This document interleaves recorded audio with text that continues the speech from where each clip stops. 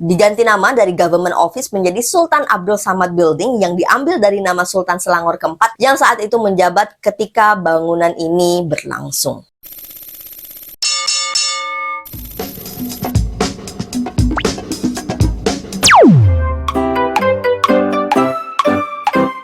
Assalamualaikum, hai semua, thank you so much for clicking this video and I hope you all in very good condition. Amin, insyaallah. So di video kali ini saya ingin membahas kembali salah satu destinasi yang masuk ke dalam daftar tempat yang wajib dikunjungi kalau teman-teman pergi ke Kuala Lumpur, yaitu Sultan Abdul Samad Building. Jadi memang ini adalah spot favorit saya sejak pertama kali saya datang ke Malaysia. Dan ternyata selain karena arsiteknya yang memukau, sejarah dari bangunan ini pun sangat menarik untuk diketahui. Jadi tanpa berlama-lama, ayo kita cari tahu.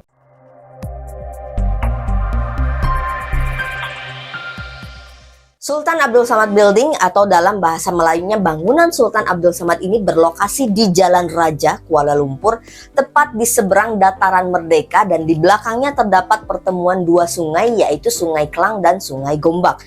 Dan hanya berjarak sekitar 350 meter atau 5 menit berjalan kaki dari salah satu masjid tertua di Malaysia yaitu Masjid Jami. Jadi kalau teman-teman mau ke sini tinggal naik LRT saja dengan tujuan stasiun Masjid Jami. Pada awalnya bangunan ini dibangun untuk dijadikan kantor pusat administrasi pemerintahan Inggris saja yang saat itu memang membutuhkan kantor baru serta merespon komplain masyarakat yang harus naik turun bukit jika akan pergi ke kantor pemerintah. Jadi memang dulunya kantor administrasi kolonial Inggris ini berada di sebuah bukit di Bluff Road yang sekarang menjadi Jalan Bukit Aman. Oleh karena itu Charles Edwin Spooner yang merupakan State Engineer of Selangor Public Works Department mengajukan proposal untuk pembangunan kantor pemerintahan ke sebuah dataran agar lebih mudah dijangkau oleh masyarakat. Proposal tersebut awalnya ditolak dengan alasan biaya, namun William Edward Maxwell selaku British Resident of Selangor akhirnya menyetujui proposal kedua yang biayanya lebih rendah. Peletakan batu pertama sebagai tanda akan dibangunnya bangunan ini yaitu pada tanggal 6 Oktober 1894 oleh Charles Bullen Hugh Mitchell selaku the Governor of the Straits Settlement. Bangunan akhir abad ke-19 ini dibangun di tempat yang cukup beresiko tinggi karena bangunan dengan luas tanah kurang lebih 1000 hektar dibangun dekat pertemuan antara dua sungai yang tadi saya sebutkan di awal.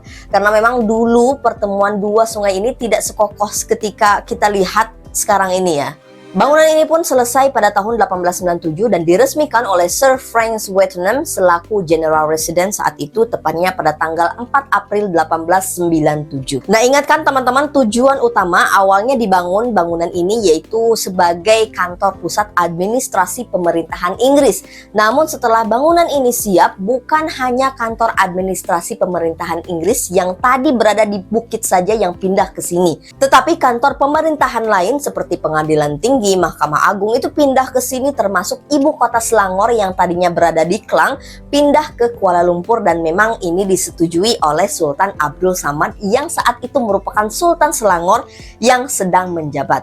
Nah, alasan pemindahan ibu kota Selangor yang tadinya di Klang ini karena Klang terlalu jauh dari Kuala Lumpur yang saat itu sedang mengalami kemajuan yang cukup pesat. Oleh karena itu awalnya bangunan ini bernama Government Office.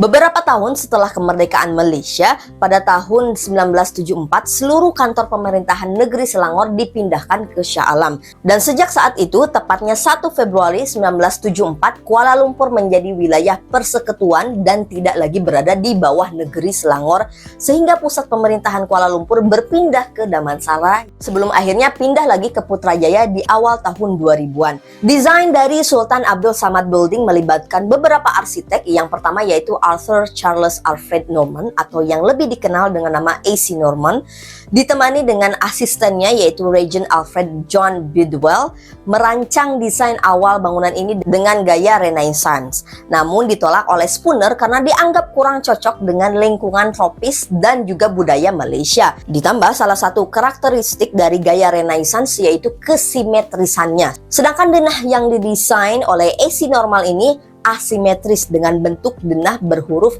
F. Jadi kalau dari atas itu Sultan Abdul Samad Building ini denahnya itu seperti huruf F. Nah, akhirnya desain bangunan ini pun direvisi ulang oleh Bidwell di bawah arahan Spooner yang ingin terdapat gaya dari Indo-Saracenic, Neo-Mughal ataupun Moor.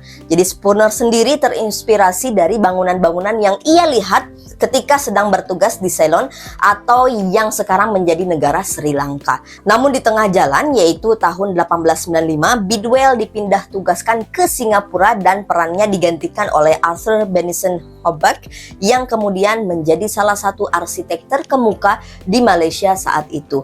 By the way, A.B. Hobart jugalah yang menjadi arsitek dari beberapa bangunan di Malaysia, di antaranya Masjid Jami dan juga Museum Tekstil Negara yang bangunannya bergaya sama dengan bangunan yang sedang kita bahas sekarang ini.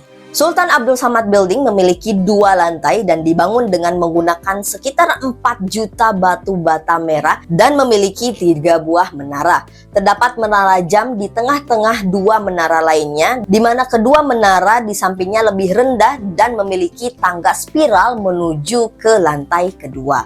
Masing-masing menara memiliki kubah berbentuk bawang dengan penutup tembaga yang mengkilap.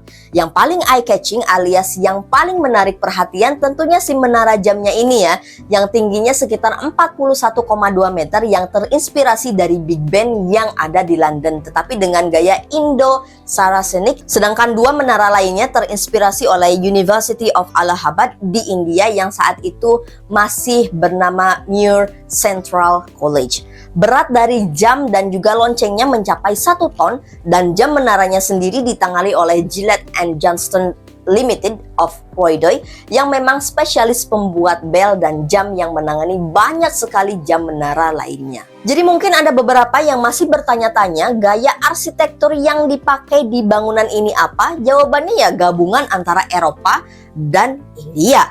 Bangunan bergaya Indo-Saracenic ini sering dijumpai di negara-negara di Asia yang merupakan negara persemakmuran Inggris yang arsiteknya ya British. Di Inggris sendiri, salah satu bangunan dengan gaya Indo-Saracenic ini adalah Elephant Tea Rooms.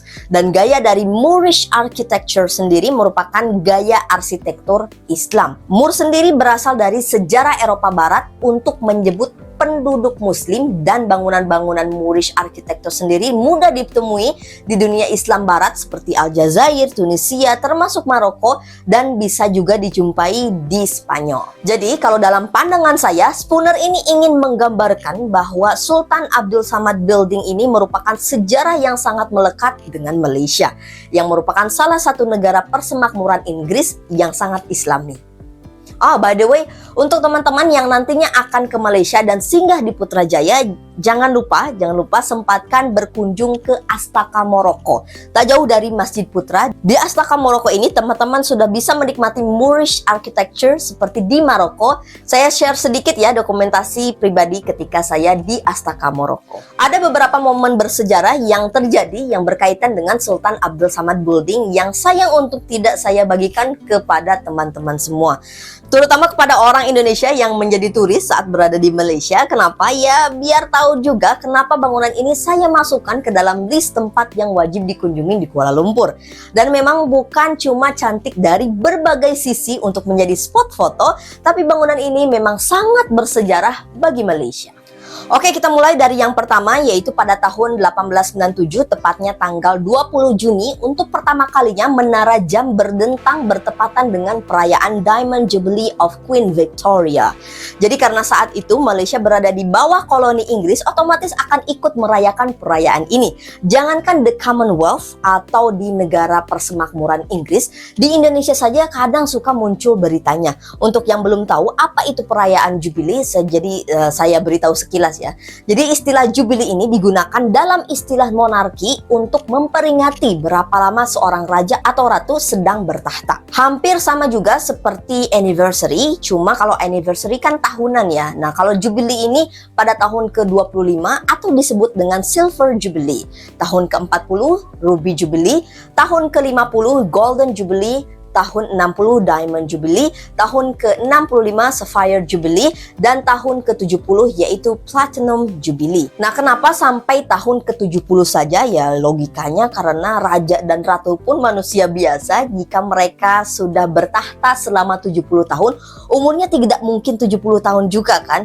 Jadi kalau misalkan perayaannya 70 tahun bertahta dan ratu atau rajanya pun umurnya 70 tahun, berarti dia sudah bertahta sejak dia dilahirkan, dan itu tidak mungkin. Kalau misalkan pewaris tahta mungkin ya sejak dia lahir sudah menjadi pewaris tahta, tapi untuk bertahta tidak mungkin sejak dia lahirnya. Nah, kita ambil kasus Queen Elizabeth II, karena dalam sejarah kerajaan Inggris, Ratu Elizabeth II lah yang mencatat sejarah merayakan Platinum Jubilee di usianya yang ke-95 tahun.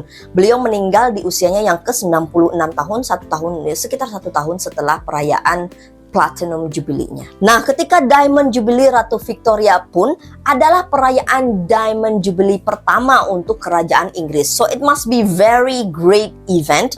Makanya kenapa Sultan Abdul Samad Building ikut merayakan dengan berdentang untuk pertama kalinya. Oke, yang selanjutnya yaitu menurut beberapa sumber dalam sejarahnya, Malaysia sempat berada di tangan Jepang sebelum akhirnya kembali ke tangan Inggris dan mencapai kemerdekaannya.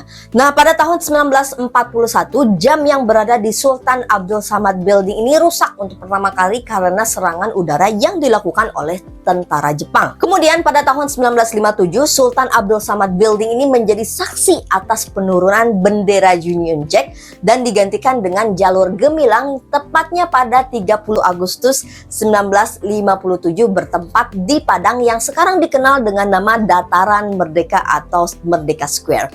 Dan sejak saat itu juga jam menara akan berdentang setiap tahun pada pukul 12 tengah malam untuk menandai perayaan kemerdekaan Malaysia. Kemudian pada tahun 1982 jam tersebut digunakan sebagai petunjuk dan standarisasi waktu Malaysia. Sebagaimana kita tahu kalau Malaysia sebelumnya waktu di Semenanjung Malaysia hampir sama dengan WIB atau waktu Indonesia bagian Barat, namun mengalami beberapa kali perubahan sampai akhirnya ditetapkan pada 1 Januari 1982 Semenanjung Malaysia mengikuti waktu di Malaysia Timur yaitu GMT plus 8 dan disebut dengan Malaysian Standard Time yang diikuti juga oleh Singapura. Oleh karena itu, walaupun Semenanjung Malaysia dan Singapura sangat dekat dengan Pulau Sumatera yang memakai GMT plus 7 atau WIB yang sama juga seperti Thailand dan juga Vietnam, waktu Malaysia dan Singapura lebih cepat 1 jam daripada WIB, Thailand dan juga Vietnam, atau sama seperti WITA atau waktu Indonesia bagian tengah. So itulah sekilas tentang bangunan ini dan juga beberapa momen bersejarah yang berkaitan dengan Sultan Abdul Samad Building. So itu saja untuk video kali ini. Tak lupa jika ada yang ingin menambahkan ataupun mengoreksi jika ada kesalahan data yang saya sampaikan, silahkan tulis saja di kolom komentar. Kita sama-sama belajar, kita sama-sama tahu. So thank you so much for watching this video. Bye!